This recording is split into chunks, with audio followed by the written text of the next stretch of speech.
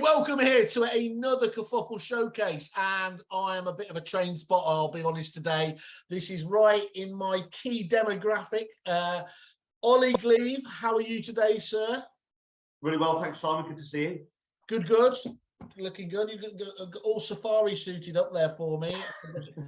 Well, I'm in the office today. Yeah, it's pretty warm and sunny, but yeah, excited for this one. Good stuff. You should be as well. So the first thing we need to talk about is of course that you are CEO and founder of Loop, obviously the CRM and prospecting prop tech business. But and I mean this in the best possible sense. You've been around a bit, haven't you? So you have. I like to think so. I think you resonate with me, because in the past you've infuriated me more than just about any other human being. Which, by the way, I accept this is a bit of a weird way to introduce a demo, sorry, a webinar. But when we were obviously, I was previously at Repit and you were at Dupix, obviously founded Dupix as well there. We crossed swords so many times because you were the up and coming challenger brand, weren't you? And I was always, for the first time in my life, having to be agile and keep up with what you guys were doing there in terms of the product that you'd created was really innovative and very different to anything else that had come at the time. You built a unique culture. I think that was, before culture was really a thing in prop tech care. And then secondly, and this was unfortunately for me, you knew your sales technique really well and your detail, and all of these were ticks that I didn't have in my kit bag. So famously, I remember we were always going out and going head to head, weren't we, with some of the biggest pitches, and not to get all granddad and during the war, but that was quite an exciting period. What do you remember back from those days in terms of obviously with your previous business? Yeah, and it was a few years ago now, wasn't it? So I think that era was kind of 2008 through to sort of 2012, 13 was where we were, walking out of demos and seeing you walk in. And I think, we were the challenger brand. We came from a very sort of humble beginning. We were one of the first web-based systems at Dupix.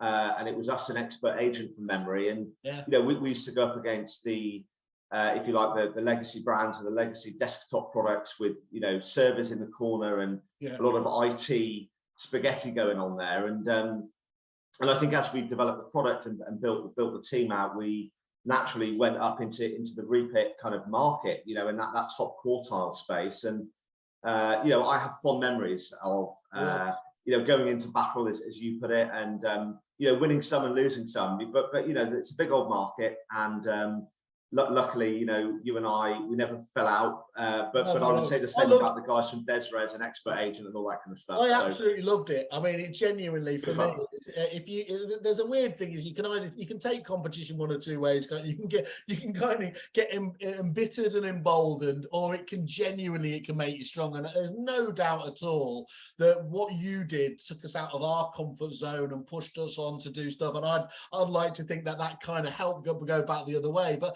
I think what I'd like to talk about, we're here to talk about Loop, but I think we really need to understand your background, don't we? Because there are plenty of, look, there's 1,000,001 CRMs, less than there were, it's got to be said, and we'll come to the reasons why there.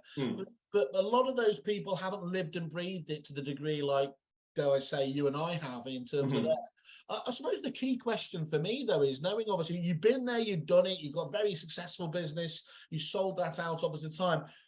What to use the vernacular, what made them drag you back in? What was it that you couldn't give up on? Was it that you saw the current sort of marketplace and thought, we can do better than that? I mean, clearly that's an element of it, but just talk us through the thought process as to what. Yeah, it's an interesting one. I think, look, the motivation to get in and do Dupix in the first place was based on an evolution of an idea that started with a portal and then kind of evolved into a CRM, and we became successful at getting into a market with a new product, a new message, and a new technology, and growing into that role. First time for me as a business owner, hiring in roles into the company to deal with the scale, and that was almost like the best MBA you could ever do without going to university. It was learning on the fly and building a business up, and we got a lot right. At the same time, we've got a lot wrong. And, you know, 7 or 8 hard years into that business, you know, we as business owners, that's myself and Tom, my technical director and other shareholder at the time, yeah, I wouldn't say we felt fatigued, but there was an opportunity to take the business that we had built and put it in a bigger business. And really, it was a recognition that the bigger business could maybe take that Dupix product on and do things with it that maybe we weren't experienced enough or willing to do. Huge responsibility when you've got 60 people on payroll, you've got 2,500, you know, agents and something like 5,500 people logging in. Yeah, there's a lot of responsibility that you bear with that, and you build that up over 7 or 8 years, and you're given an opportunity to put it in good hands, and that's what we did. So that was really the motivation to exit, and there's a whole story around that. But you know, I then took some time out of the industry, and you're always curious about what happened, you know, after that. And so, you know, I sat there on the sidelines, but observing the business, observing the industry. And what I saw was really just an opportunity to come back in and help the modern day estate agency with technology. And of course, my domain expertise is in CRM. I feel like I know that well. I've got to be honest, I don't think it's moved on terrifically far since we came out. I came out in 2015, 2016.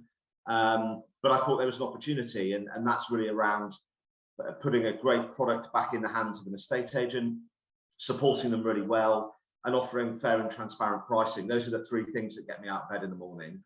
And so our mission at Loop is to really get fair with the clients and listen to them and innovate around what it is they need in 2021, 2022 and beyond. You know, and I've got to say we are still quite young in that journey, but we're making progress. We've got a great team, we've got a great technology stack, and a lot of ideas that are maybe ideas that I wasn't able to quite see through at the old place. And so here we go again, you know, and it's exciting. We go again. There's the phrase there, and it is nice having a blank canvas again there, isn't it? Because you sometimes when you're in the previous business there, you can't see the wood for the trees, can you? In terms of that's right. What's not going, so to have that break out of it again and look there. But I think there's a separate thing I just wanted to talk to you about is, you know, the CRM space may not perceptively have changed, but actually the industry and the way that people are looking to software has changed a fair bit. Did that enter into your thinking at all when you were looking at the marketplace, that clearly there's a lot more what would you say, sort of associate models, broker models, right, coming in now? Yeah, so I would say that Loop has been going, you know, commercially about 2.5 years. There was a bit of a market research phase. Then there was what we call an MVP phase, which is your minimum viable product. That's where you're just kind of, in software terms, just throwing stuff together to see whether it's going to work or not. But I think, you know, we've been in the market now for 2, nearly 3 years properly, and we have seen a shift in market share towards, whether you call it an associate model or a self-employed model or whatever we want to call that. It's the operational framework that's changing in agency, and that does bring about the need to provide a different technology solution. But the main market, the market that I know the most and that I resonate with the most, is the independent high street model, if you want to call it that. And there's a lot of downward pressure on them around, you know, their own value proposition, their fee structure. What we're trying to do here is create more team collaboration within the agency, bring data into the conversation in a really meaningful way, and just give them speed and, if you like, this ability to be nimble in a market. You know, that's where we're focused. And of course, we try and wrap that around providing a fanatical support service. You know, that's the thing that I think we got really right at Dupix. You did. Sadly, that's not there so much anymore in that product, and you know, that's our opportunity. We were always very personal at Dupix, and we have that at Loop, and you know, that's one of the key things that our clients look for is that relationship with a technology partner. Ultimately, that's how we see ourselves. Can I? Now's the time for obviously me to be honest for the first time in my life. One of my one of my little tricks, which I did use to pat myself on the back, because we, you know, at Repit we were very proactive in terms of, you know, having a really good help desk, and you know, with clearing policy and everything else. And when I'd been in a demo, I'd do the big I am, and I'd give them the phone. I'd say ring our help desk, and you know, I was Someone never will pick up in two rings, right? I was never let down since people did it, and I saw that. And then I'd throw out the, you know, I'd throw out a couple of competitors to do it, and invariably it would go through to an answer phone, and it would be, you know, press 1 for sales and all the normal stuff there. Well, it just rang out forever. The only people that ever it balls me up on was when I did duplicates. So I think the one time I used you guys was it answered within about, you know, within about half a ringtone. I was like, I'm not doing that again. So what you didn't see was the other side of the office to go, oh, Simon Wells calling us again.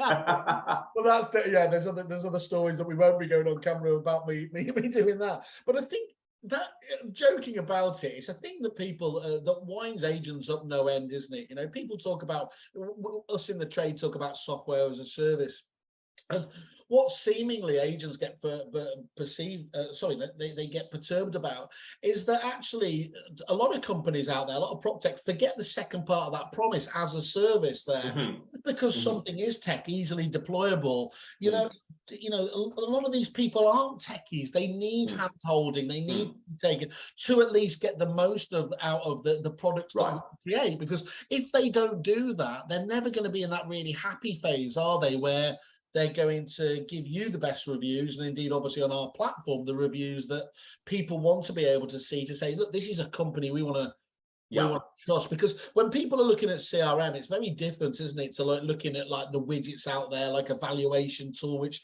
they might use and then stop. CRM is a kind of one-stop shop, isn't it? It's almost like those swans mating for life there. You don't really go into it thinking we're going to just use this for a couple of years and then look around.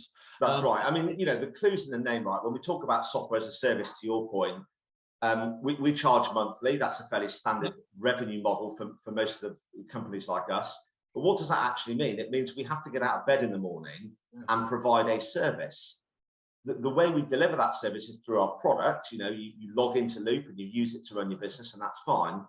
But if that's all we did, then you just pay us up front, you buy the system and off you go. That's not what we're doing here. What we're doing is we're being paid by our clients to innovate, to support them, to listen to their needs and how the market's changing, and then build the product towards that. And I think that's the bit that a lot of companies in this space, in this industry, but also generally in software, overlook. They forget why they're being paid monthly. We're very clear about this. You know, we invest heavily in being able to provide a support, and we do that through, you know, phone, email, and everything else. But crucially, when you think about how you build a system, if the support burden is huge and you've got lots of people trying to ring you, something's gone wrong, right? Clearly, you know, and we don't really have that at Loop. We have a very light inbound support kind of requirement, partly because we're building the system again and it's easier to use, and we focus on speed and simplicity, you know, and that, again, that's part of the winning formula, I think. You've mentioned that a couple of times now, and off camera we were talking about as well. You made that phrase that we're built for mobility and speed, and I love that. Actually, that demographic you're after of those independents who, by definition, want to be perceived as nimble. You know, they want to be more agile than their corporate competitors. You know, who might have all the resources in the world but can't change. You know, to change the market or to do things on a whim. That's really, really important. Isn't it? They want to find a partner that actually goes at the same pace as themselves. Yeah, that's right. Yeah, and I think, you know, that our clients are in a very competitive space, that they're seeing a lot of pressure on their own businesses through interrogation of the fee structure, you know, the blurred value proposition, and so on and so forth. So it is hard being an estate agent. You therefore have to build trust and credibility in the market by being service orientated. And how you unlock your team in your estate agency to do that is you need technology that supports you in that role. So, you know, there are lots of ways to automate and fully automate your business. we've kind of come back. We know what those levels of automation look like, and they're, you know, as a software company, we can build fully automated workflows, right? The reason we haven't done that to a large degree in the platform is because that's not really what our clients want. They want tech to support a very human interaction and to support that relationship building. So, you know, we're very clear about to what extent does Loop automate stuff, and what bits do we leave for the agent to add the value. You know, and that then feeds into the whole prop tech argument of, you know, are we coming up against, are we working with systems that automate a problem that doesn't actually exist? I think we've kind of seen that in the market a little bit. But that's got to translate into an estate agent ultimately developing relationships with their clients, selling more houses, letting more properties, making more money.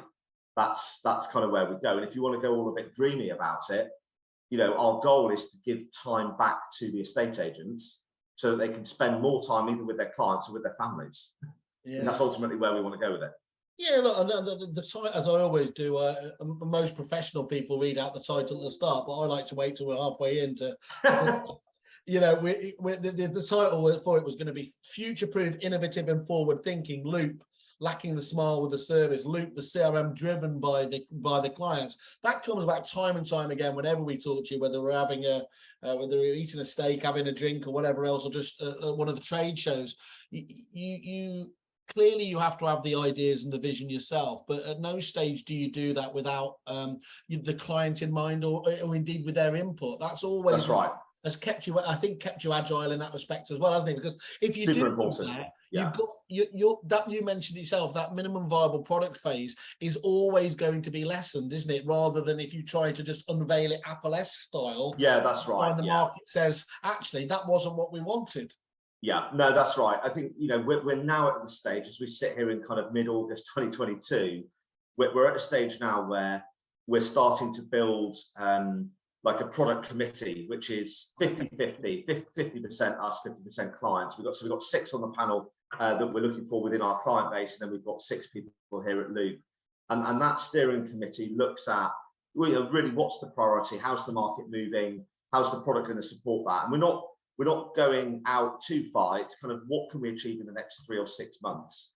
Every software company that I've come across has a roadmap, and we talk a lot about the roadmap. If you wait till this time next year, we'll have all this stuff. Yeah, can you see it though? No, you can't see it. No, that's right. No, and you know, we're not going to fall into the trap of making promises that go out any more than really 4 to 8 weeks. Like I can say with certainty what will be in the platform by, say, mid-September. I know that as a slam dunk statement.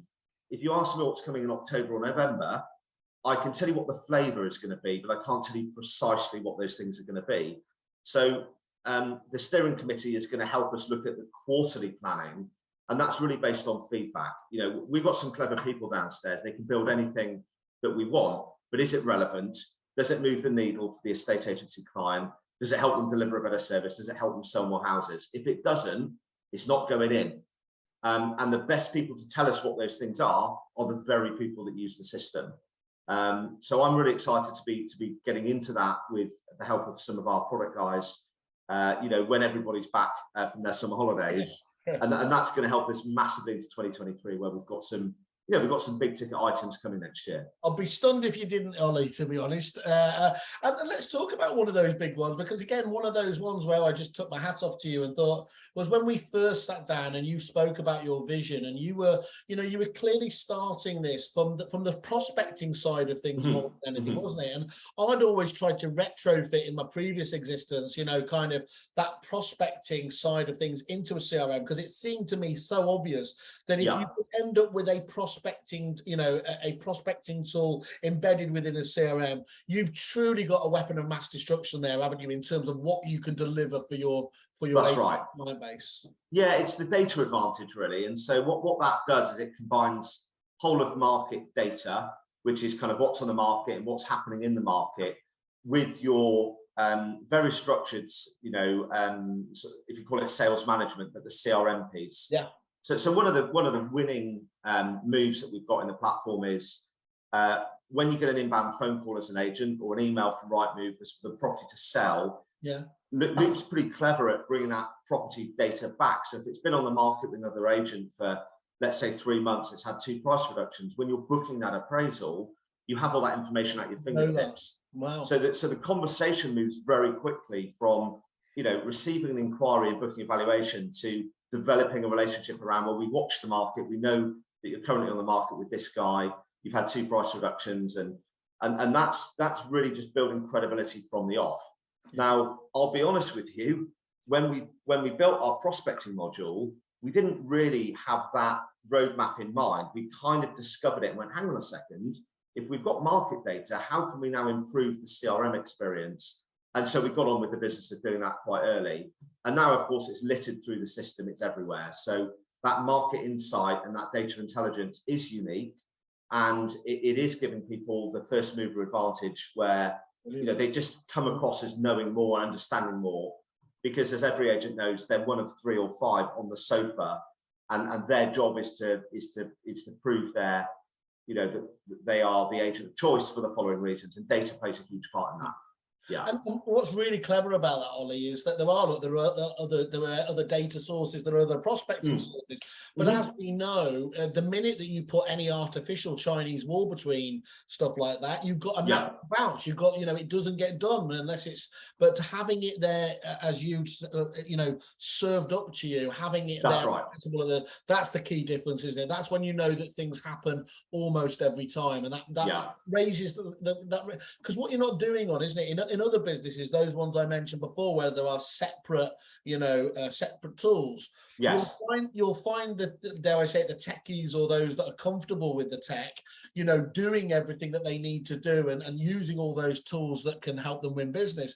But the other people in the business who might just feel they're overworked or don't have the same technical ability won't be using that, and of course they then won't have all the ability to impress the potential clients out there in the marketplace. Yeah, that's right. Yeah, I mean, at Dupix we were, I think, one of the first to build a fully integrated sales, lettings, property management and accounts module package. And where we led, others followed, and there is only a couple or 3 maybe in the market today that have that advantage. We don't at the moment at Loop. We don't have property management or accounts, but I guess the best kept secret is, of course, we are working on that. That's something that we're excited to be talking about towards the end of this year, and that's the same principle of one login, one phone number for support, one product to learn and to understand. What we now have is an ecosystem of prop tech, and there's some very, very good people in that space, from tenant referencing to client accounts and everything in between. The challenge that we've got next year, and we don't really have many answers to this just yet, is to what extent do we integrate and how do you pick, how do you back a horse in some of those certain verticals? We've seen a competitor that has a marketplace philosophy. I love that. I think that's very clever. I don't know whether that's playing out the way they expect or not. But yeah, this idea that you kind of log into one thing and run your agency through a single login is kind of strategically where we're at. Like that's where we're going. Any business anywhere, doesn't it? You see something, an area to go after, you either build it yourself, you partner, or you acquire. Yes. Now, unless we're in the the corporate world and have got loads of VC money, the last one is normally taken off the table for us. So it is about what do you do? What do you do there? My question was going to be, and thank you for being so honest about it, by the way. It's really interesting to hear the kind of as you're talking about it, because it's such a difficult area, isn't it? Is you can one of the things that agents quite rightly got upset about in days gone by was what a closed garden essentially the CRMs were. And it was interesting as you went through that kind of approach. In days gone by, as we know, the old Vibras, as they would have been known, had a policy of one rule or one system to rule them all. And we'll have, we will have a tenant referencing system. We will have a lettings package. We'll have everything all within just one thing here. But that kept really frustrating the agents, didn't it, who actually had their own favorites, had their own incumbents at the time. But here's the thing is, if we spent all of our time integrating with everyone our clients did, the core product itself wouldn't develop any further. Absolutely right. Yeah, it's a real dilemma in tech terms. You want to play nicely with everybody, I want to offer 5 or 6 tenant referencing solutions within the platform. I'm going to probably do one to start with, and that will be us, through our clients, of course, looking at what the market leading tenant referencing tool is, and backing that horse. We had a great experience with Van Mildert, that's now been acquired by Rightmove. But what a fantastic partnership that was back in the day. They were very service orientated, so they shared our values. They had a great product. The turnaround time was fantastic. Agents really enjoyed it.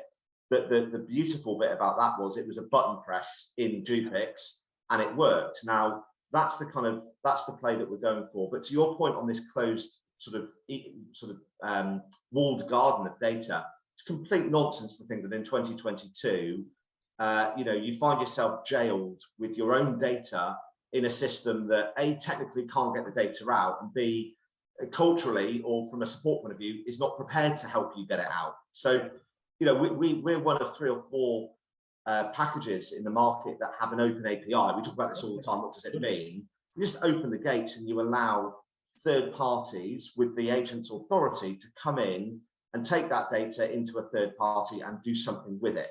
So we've got a lot of integrations running where we just open the gates and they come and play, and that requires no technical development from our side, which means, crucially to your point, we can focus our energy, our investment, our time and our people on the core product. We know what we're good at. That's best of breed CRM. We're not going to build tenant referencing. That's just not what we do. We're not going to build e-marketing and digital. It's just not what we do. But we have to be able to open this up for our clients to use what they want. And that's the big difference, isn't it? Whether you're looking at, kind of marketplaces, but open APIs, to have thought that through from the ground up is what will make the difference going forwards. And it's good just to hear that you're obviously thinking about you've already thought about this at this stage to be able to be nimble enough again. So that's right.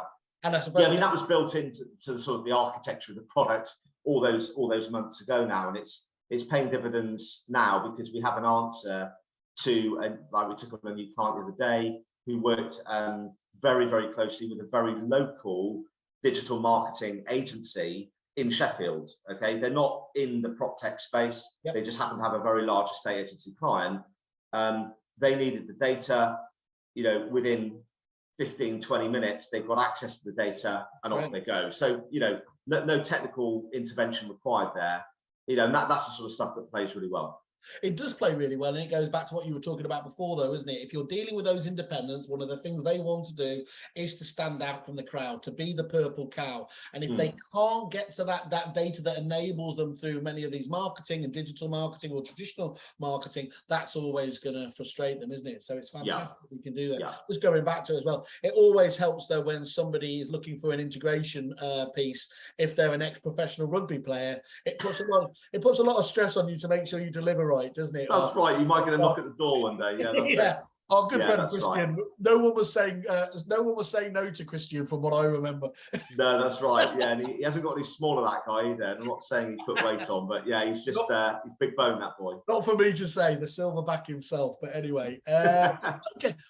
Ollie, what else is there that separates you from the competition? And I suppose on 2 levels here, what separates you at the moment, and what separates you, I suppose, in terms of ethos and beliefs as well going forwards? Where do you want to be seen as a business going forwards? Yes, that's a good question. I think the business is changing a lot as we grow and as we bring more clients into the service. I think at the heart of what we care about, it's providing a great product with a great service at a fair and reasonable price. Okay, that's just business basics for us. And the preservation of those 3 things is the challenge. So, the product thing is a need to continually innovate, but also rotate back through and make sure that the basics are being done properly. And that is work ongoing all the time. At no point do we think a product is finished, or even that a feature is done. It can always be optimized, and we make it easier to use, we make it more comprehensive, and so on. So we split our development time into 2 parts. We refine existing features and we build new stuff in. And that's really off the back of going into the market and observing traditional systems. And one of them begins with J. It's a very popular product. It's a very, very strong product. There's nothing wrong with it. Guy who did that previously, he knew what he was on about. Well, he claims he does, but yeah, I mean, look, in all seriousness, you know, that is a product that at the mechanical level is very, very strong. Yeah. The sadness is that it's not being developed, it's not being innovated. You could argue that some of the bias, the emphasis is on a different product, and that's fine, and we would understand why that's the case. So we're going in and we're just taking that product and we're just bringing it into the 2022 kind of era and beyond. So that is based on what I've built before. Great product, great service at a fair, reasonable price. That's where we are right now. Where we're going, I think, into the future is to be more comprehensive for more agents, and that's just a case of maturing the product, listening to our customers, and building relevance. You know, and we are in a changing market. The shift from, if you like, traditional agency to these new models that are emerging means that we need to deliver technology in a different way. So we're thinking a lot, developing a lot around mobile. We're looking at referral networks. We're looking at how agents, you know, keep their fees high by demonstrating value. That's back to the whole data argument. There's lots of things that we talk about and plan for the future. But I think, you know, being candid, again, with coming off the back of interest rates going up and uncertainty in the market and consumer confidence now starting to ebb away, what does that mean for us all in the property sector? And crucially, what does it mean for our clients? So I think there's a bit of a cost-cutting exercise that's imminent, you know, for these guys. I'll tell you now, Ollie. I think it's happening. We see people when we do our kind of our reviews with people. We check in with them quarterly. There, we see what those suppliers that they've got in their dashboards, and we see when they start losing those. Right. And I've been really surprised actually at not just the fact that people have been churning seemingly products. But also ones at a cheap price point. You know, normally those ones would probably be ignored or everything else there. There is a genuine nervousness from people out there at the moment that is now starting to match itself. Highlighted with that cost-cutting element. Yeah, absolutely. And I don't think, you know, why aren't more people talking about the cost of this stuff? And actually, the classic market dynamics is if you're in a booming market, then you as a supplier can put your price up and gain off the back of your clients gaining. But that leaves them high and dry when there's a downturn, and we are in a cyclical market. We are going into a period of uncertainty for the next 12 or 18 months. I think, you know, you know, we talked about motivation earlier. Genuinely back in this market to stop people getting ripped off. Like, I really think that that's a thing. Our competitors charge a lot of money and don't deliver a great service. So I'm going to go and change that, and we are changing that. And you know, that's the bit between our teeth. But with that, you have to provide a great product and a great service. So you've got to charge a reasonable amount. But yeah, I think we are going to emerge as the, if you like, the being cost fair and service orientated, and that's for me. I think that's a winning formula. Excellent. Well, that sounds. A lot of people will be nodding their heads, thinking that sounds, you know, something I want to be part of as well. And you mentioned that, you know, obviously once you go beyond a quarter, it's very difficult. But where do you see that product going in the next couple of years? What are those themes, those kind of elements that you want to see going forwards? Give us a flavour of what you're thinking there. Yeah, you know, I think when we look at what does a state agency start to look like in 18 months, 36 months, further out 60 months, or 5 years' time, I think there'll be some consolidation in the market. I think there'll be a scenario where only the best performing, highest service-orientated agents survive, if you like. It's not difficult to come into this market and start trading. I think it's increasingly difficult to get in and stay in. So to that end, you know, I think there'll be fewer people practicing property, but I think the requirements for a company like us, for example, will be to deliver technology that allows them to keep a lower cost footprint, deliver a better service to their clients, connect in ways that are, you know, already well established in other markets, like you know, putting your clients in touch with the data that you've got, so sharing viewing feedback, updating them on sales progression. All of these things are sort of loosely established in our market right now, but do they actually fully connect and talk to each other? No, not yet. You know, so I think we're going to see the technology advantage mature. And with that, you know, that if you like, that conduit between the client and the agent's going to become a lot closer, and we want to play a part in that. So yeah, I'm not into predicting the future. You know, our planning lens is probably 12 or 18 months, and beyond that, who knows? We've got to get through this economic cycle first. So our focus right now is just deliver the best product we can that's relevant to our clients, and you know, charge a reasonable fee for that. Excellent. One of the biggest challenges we've ever faced is, let's face it, it's not the, you know, it's not our wonderful competitors in this CRM space, actually. You know, it is the intransigence, isn't it? It's people, it's the agents themselves. This is the way we've always done it. Let's not have a look at a new package because, well, they're all pretty much the same thing. And we struggle with that because actually CRM is such a big decision to make for agents. Oh, it's huge, yeah. They often kick the decision into the long grass, don't they? You know, because it can't be, you know, it shouldn't be bought on a whim or something like that.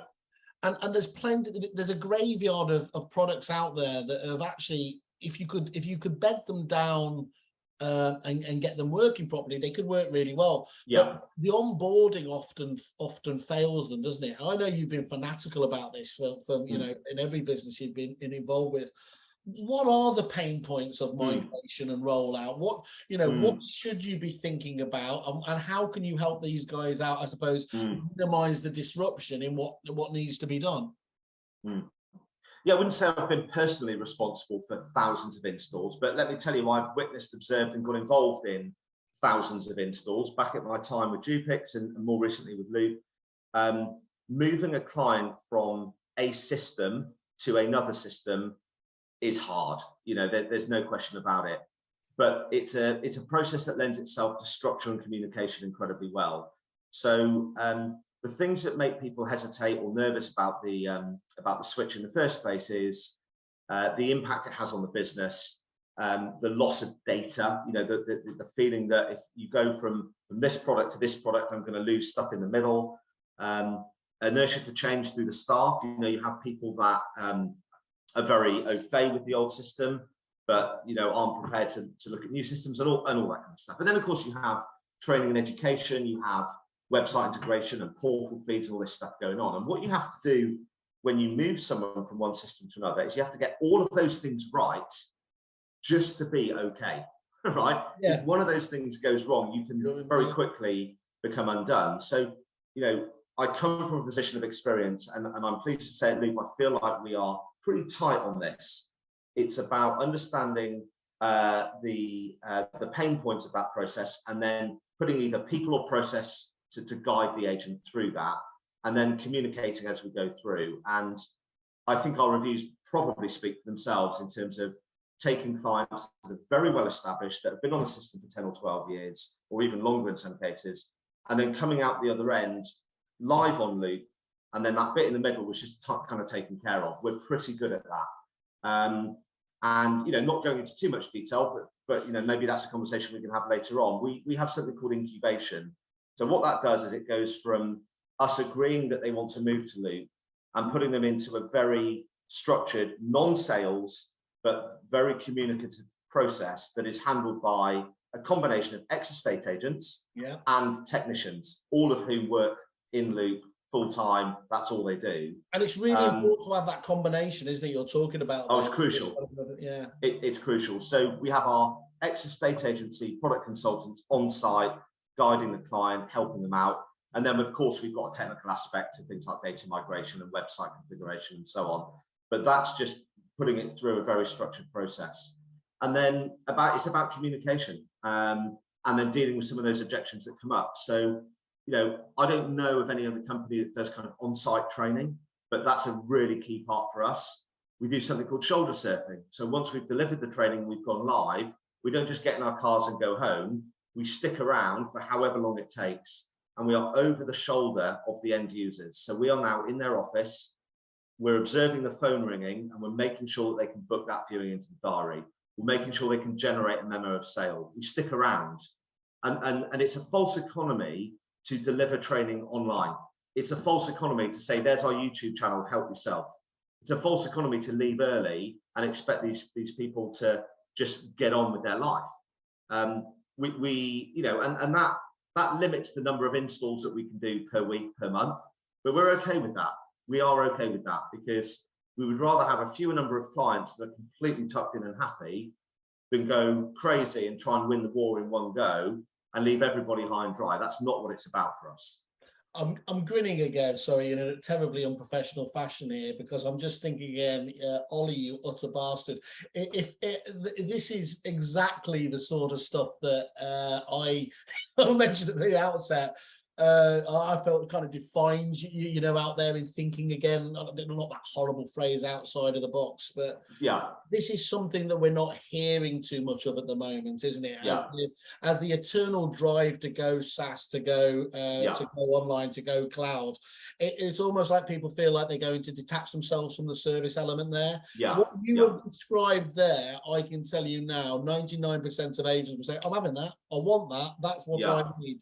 It also shows what a terrible job I used to do, because what did you call it? Crowd surfing again? Shoulder surfing. Surfing. It feels like crowd surfing sometimes. Sorry. But yeah, shoulder surfing. So we used to call it. We call it.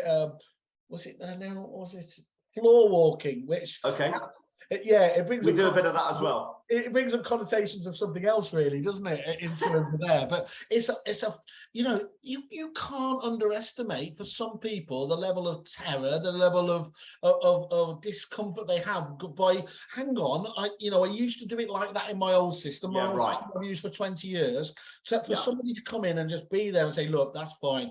This is how it used to do it in a CFP or an expert agent, and this is how we now do it here and there. And actually, it might be there's a whole new different way of doing it, or it might be you just don't know how to do it. But I agree.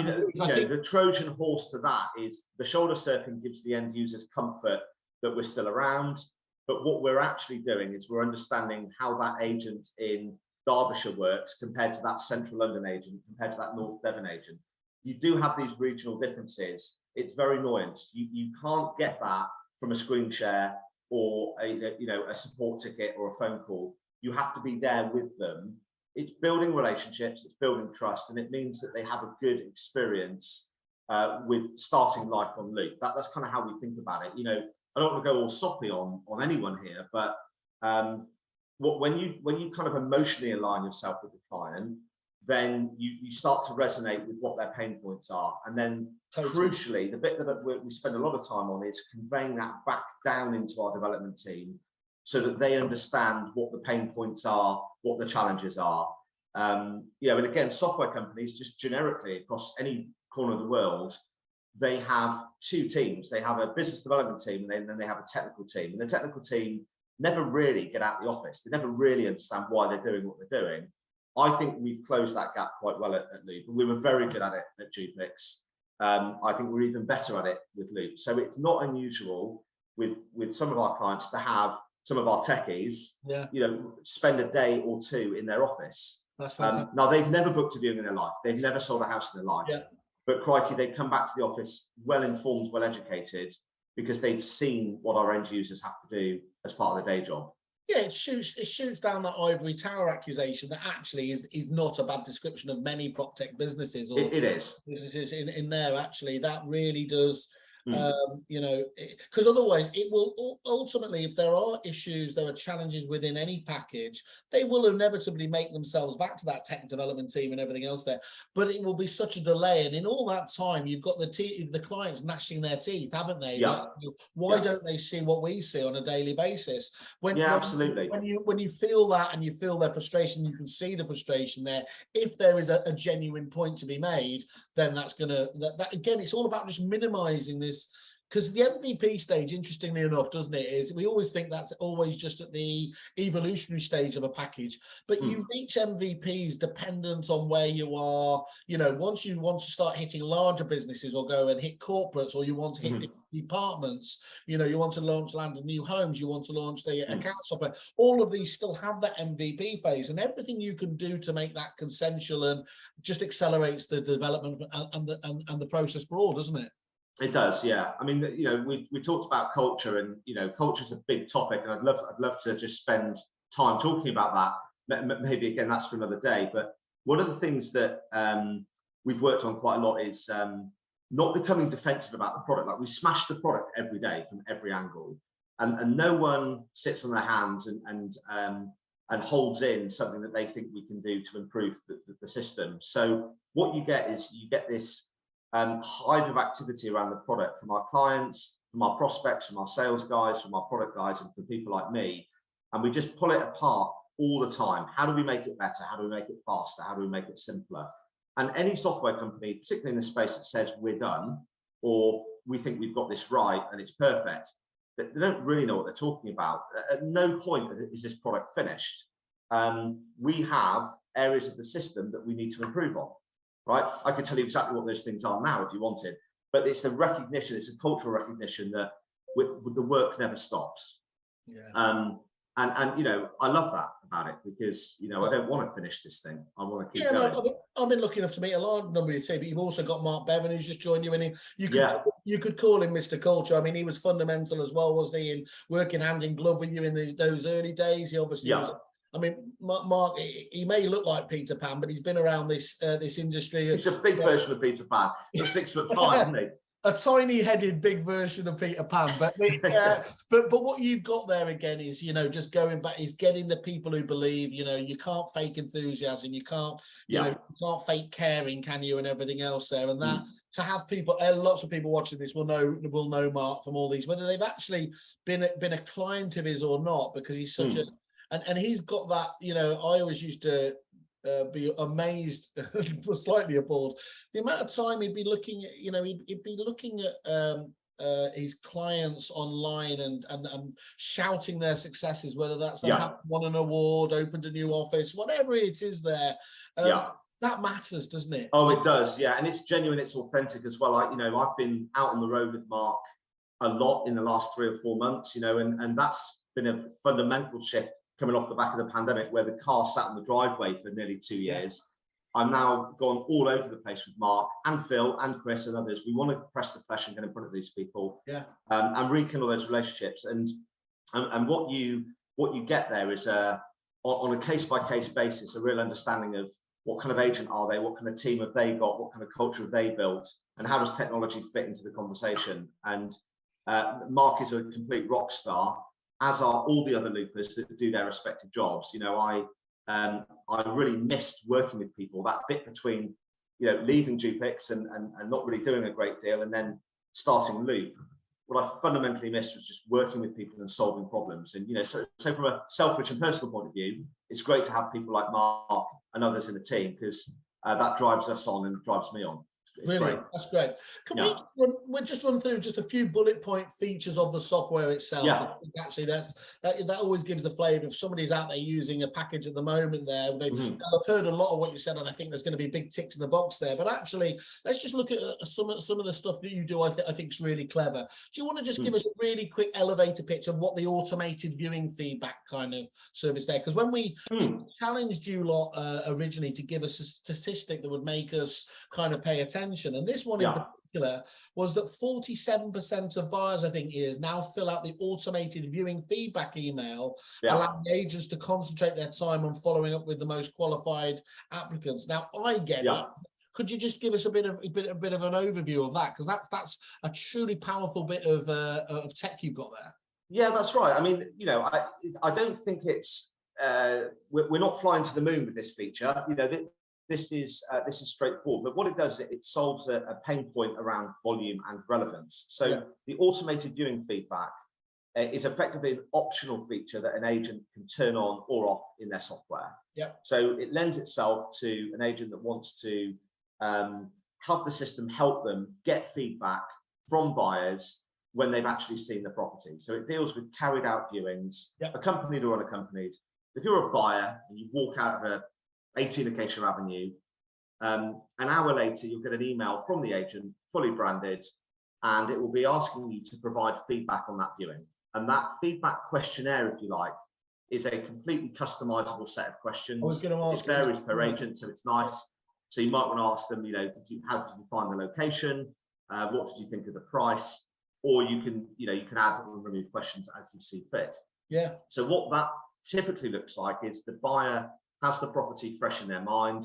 they've had time to reflect, and the response rate, the engagement is incredibly high. You know, it's actually more like 55% now because we've optimized the delivery of that. So what that means is the buyer is more honest because it's through an online form. Yeah. It's more convenient. It's generally done on mobile. So overwhelmingly, the AVF is responded to on a mobile phone, like north of 80%. The agent gets the feedback faster and is able to translate that back to the seller even quicker. So everybody's winning now. The feedback is more honest. It's coming in quicker, and it's being pushed back to the vendor in a more timely way. It also crucially allows people to derive pricing information. So even for those that don't offer, one of the questions could be, what do you think the property's worth? Yeah. And so that's helping with pricing and that whole market dynamics thing. Absolutely. So, it's giving the honest look. It's not me, the estate agent that you might not trust, Mr. Vendor. This is what the market's giving you the feedback on, isn't it? So that's right. It's got to help. That's right. I think you did yourself a disservice there, to be honest. You know, self-deprecating. It is simple, but as ever, the best ideas can often be based around simplicity, can't it? It is simple, but it's pretty powerful. Yeah, and you know, look, it didn't take us long to build that. It was kind of 10 development days to kind of get that in. But again, how that came about was we had the viewing workflow in Loop, and you could do everything as an agent, as you would expect. And then one of our clients said, look, we've got this. We've got this need to kind of deal with some volume. You know, open houses, you can have 30 or 40 viewings happening on a Saturday. You know, that's taken it from 30 or 40 phone calls to maybe 5 or 6. Those people that don't respond to the AVF, or where they're elderly and you've turned it off just for them, and you actually want to ring them. So again, on a case-by-case basis, you can turn that on and off.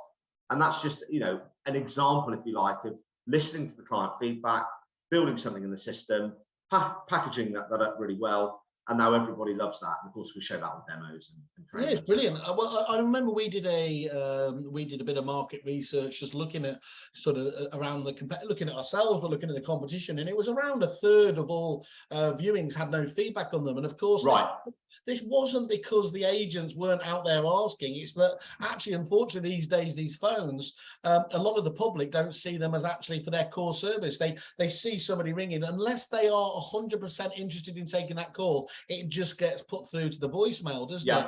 Yeah.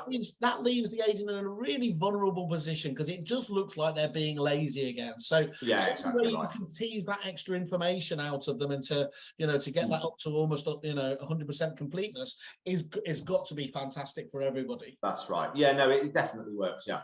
Love that one. Okay, great. So the Loop Pocket Edition, is this your mobile version then of it is software? Yeah, so we have what we call a companion app called Pocket Edition.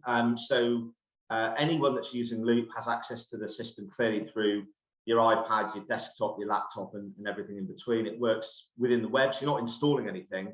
And then crucially on your phone, whether that's an Android or an iPhone, you have access to the app. So that's included in the subscription. It's not, we don't charge extra for that or anything daft.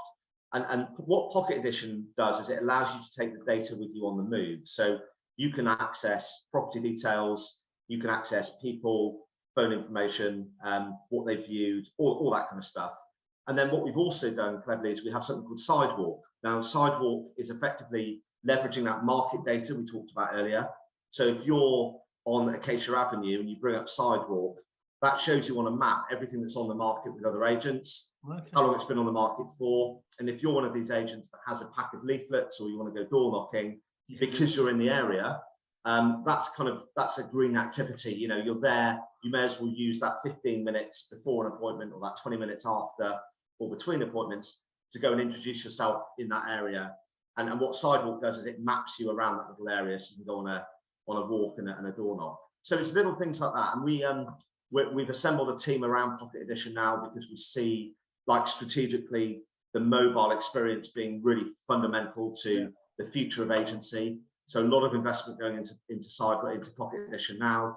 And that's part of our 2023 plan, is to really build that out and make that a fully functional app, because everybody's on their phones these days. To give essentially those mobile warriors the tools that they need for the job, so they don't need to be going back to the office each time to do the stuff they need to. No, that's right. I mean, I would also argue in the same breath that taking a property onto the market doing your photographs, the floor plan, writing the descriptions, all that kind of stuff you do for Rightmove.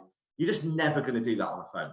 Okay, I can't innovate in my head how that would actually work on the phone, but I think it's perfectly reasonable to, you know, build out, you know, messaging services and more comprehensive access to data and so on. And that's where we're going with Pocket Edition. But, you know, it's not Pandora's box on a 4-inch screen. It's just never going to work.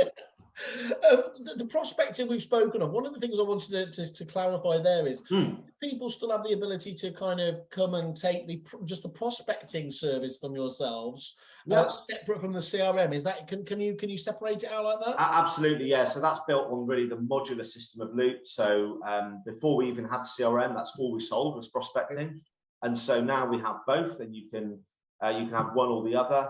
And then, of course, in the future, you could, if you just started with CRM, for example, or just started with prospecting, you can then come back and say, actually, I now want the other bit, and we just activate that, and it's all in one. So everybody gets to log into Loop. What you see in Loop is based on, you know, what you're licensed to see. Yeah. Okay, cool, great. And then there's an element where you can get the market knowledge directly embedded in the platform when booking a market appraisal. Is that what you were talking about before? Again, that ability to be able to see that information being pulled across from the data banks you've got? Yeah, that's right. So that's just really leveraging the prospecting license. So if you are a prospecting and CRM, if you like, bundle deal, then prospecting in terms of, you know, sending content to properties that are on the market, letters, postcard, leaflets, and so on. That's what we call prospecting. And then we flow that data into CRM. It's the same thing effectively. Oh, yeah. You're not paying twice for anything. It's once you've got the market data, then it kind of shows itself all over the platform. Brilliant, Ollie. I'm going to just jump onto the kerfuffle.com, and I encourage everybody, as ever, whenever we're talking about this, you've heard Ollie talk so eloquently about the business and what it's doing and what it's going to be able to do. But, you know, we always say have a look at their landing pages, because, of course, that's where we see people who are actually using the package, being able to do it. And you've got I think you've got a 4.9 rating. Really, really strong. Some of the reviews in there from some very forward-thinking agents. You know, they've just backed up everything you've said, which is obviously what this is all about. Yeah. Sometimes there's a discrepancy between what the marketing has and what's there, but it's very clear that actually you're totally in tandem, as you've spoken about there. So do have a look. Go to Loop on kerfuffle.com and see what they see further information on there. Yeah, and look, the bit that I'm interested in, and you know, this is maybe something for you guys at Kerfuffle to think about, is I'm less concerned about the starting experience than I am what does life look like a year down the road, you know, because the honeymoon period is great. You know, everyone's excited. The real acid test for me, and the bit that I'm watching now, is the satisfaction score of our existing clients that have been with us 6 months, 12 months, 18 months. Are we still as good? Yeah, because as we grow, those three principles around product, service, and price still matter. They're not just throwaway comments. I want to ensure that we are maintaining this position of excellence, you know, and that's the bit that I'm spending a bit of time on right now, is how do we preserve that? So, you know, a follow-up review with these people that put in an initial review is the real acid test for me. And yeah, we're delighted. You know, we put ourselves out there. Kerfuffle for us has been a great platform to show transparency, real world feedback, and you know, people don't hold back on that. So that's our guiding, that's our yardstick really on how well we're doing. It's been great for us. I think so. Great, and thank you for those kind words. I think it is really important. And again, one of the other ways we love to differentiate ourselves is that we do have that ability to have the follow-up reviews on there. I always remember, I think that actually it almost shows, you know, it's greater than the sum of its parts, isn't it? The ones I felt really passionate about were the guys that actually who'd been with us 4 or 5 years and were still giving reviews and saying how they were using the package in a different way, because as you just said, you're growing the package in different ways. So that's great. And the other thing is, you know, you're already getting video reviews on there, and I always think this is a really true differentiator of those that talk the talk and walk the walk. If you've got clients that are willing to go on, you know, to do a video on there and talk about it, so go and have a look at the video review section there. There's a fantastic review in there. I think, you know, it tells it all. Ollie, look, as I said, I've only just noticed I'm massively overshot, as I always was going to on a thing with you. I think from my point of view, if I'm thinking about summarizing it, you're offering something very, actually seemingly very different in quite a same sort of a genre, as it were. Some of the things you talk about, clearly you've got such a technical strength and vision about what needs to be done, but it's actually backed up by a service ethos as well. And I think, if I was thinking in my head, trying to think of glib titles there, it's almost like, for me, you feel like the first hybrid prop tech, you know, that you are the software with a service. And that's a really, really nice place to occupy, isn't it? Into, it is. You said, an industry that has got a whole host of different providers in there. Yes, that's right. So it's crucial, isn't it? I'm gonna use that one if I can. Software with a service. I like it. Yeah, you know, look, we're excited. It's great to be back in the market. Those of you that have worked with me before will have probably heard from us, but you know, we're having a great time, and we love this industry as well. We love the people that work in it, and yeah, you know, onwards.